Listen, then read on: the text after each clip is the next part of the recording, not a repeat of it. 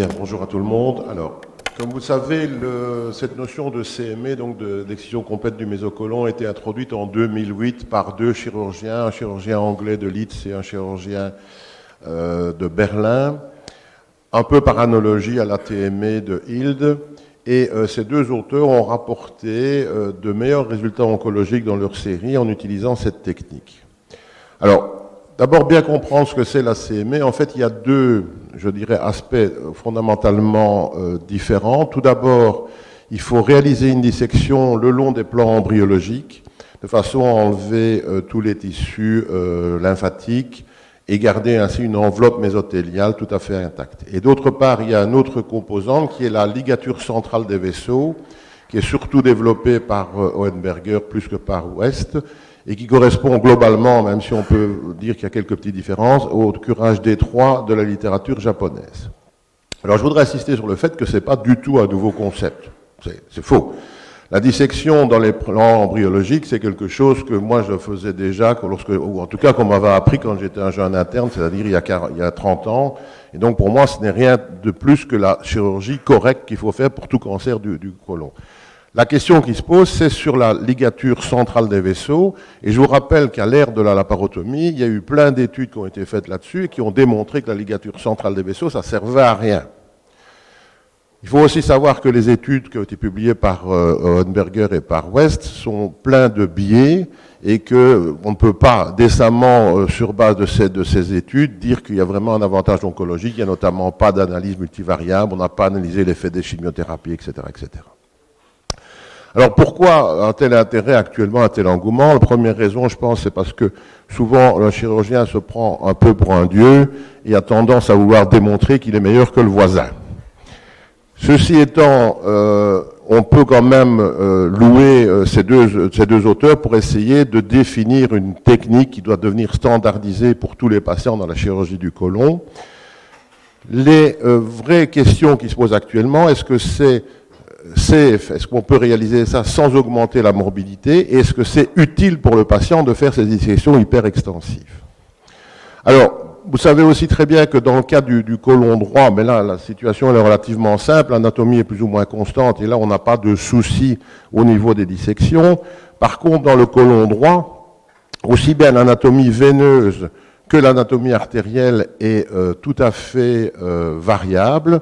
Et donc, vous avez, lors de la dissection, des risques de problèmes au niveau de ce carrefour pancréatique, avec des risques de blesser l'artère gastro-épiploïque droite en disséquant trop loin le tronc de Henle, ce qui en soi n'est pas dramatique, mais par contre, vous avez surtout aussi des risques de blesser la veine mésentérique inférieure, avec des conséquences pour le patient qui peuvent être catastrophiques.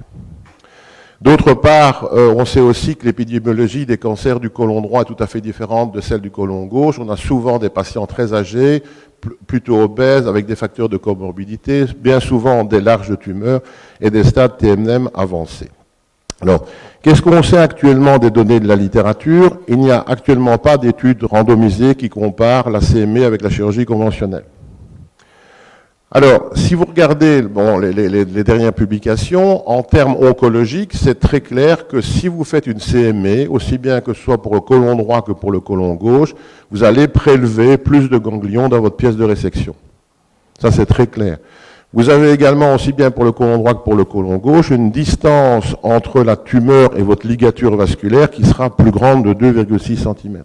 Donc, si on lit que ça, c'est clair, il faut faire de la CME. Il faut le faire.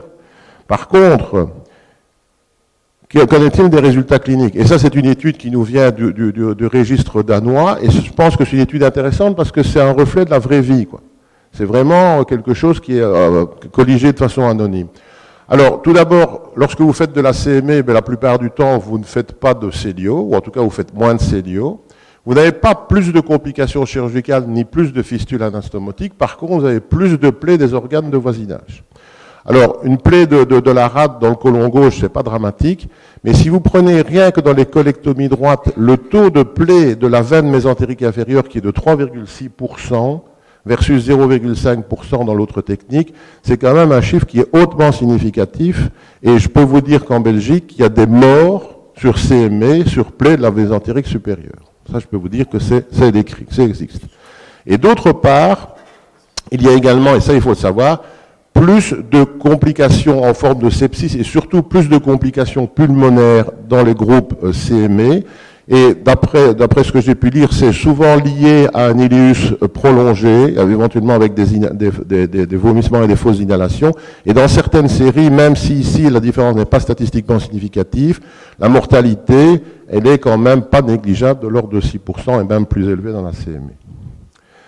Et donc, le dernier aspect de la question, c'est le résultat oncologique. Alors ça, c'est une étude que je trouvais intéressante, qui ont repris 11 études publiées entre 1962 et 2011 sur le côlon gauche, où ils comparaient le high tire versus le low tire, et ils ont analysé les différents paramètres suivants, la morbidité, la mortalité, et aucune différence n'a été remarquée au niveau de cette méta-analyse concernant tous ces paramètres. Et en particulier, la survie, que ce soit pour le côlon gauche ou pour le rectum, n'est pas influencée par le niveau de ligature vasculaire.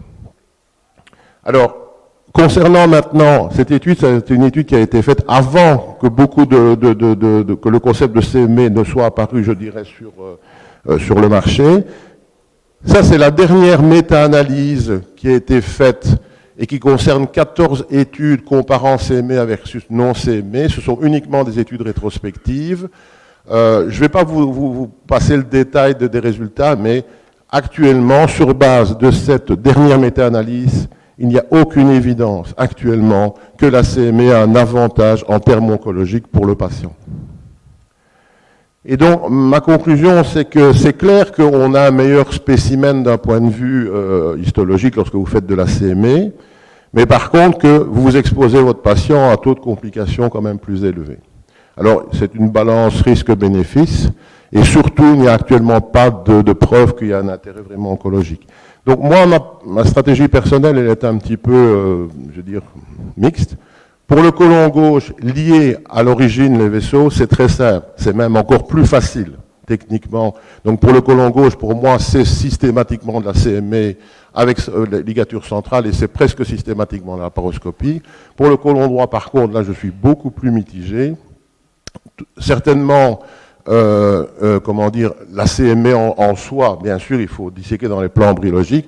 Par contre, pour ce qui est de la ligature des vaisseaux, certes que pour les vaisseaux iléocoliques, ça c'est simple. Par contre, pour les vaisseaux péripancréatiques, c'est uniquement dans des patients bien sélectionnés. Et je préfère quand même avoir un post-op simple qu'un post-op chaotique au prix d'un hypothétique avantage oncologique. Je vous remercie de votre attention.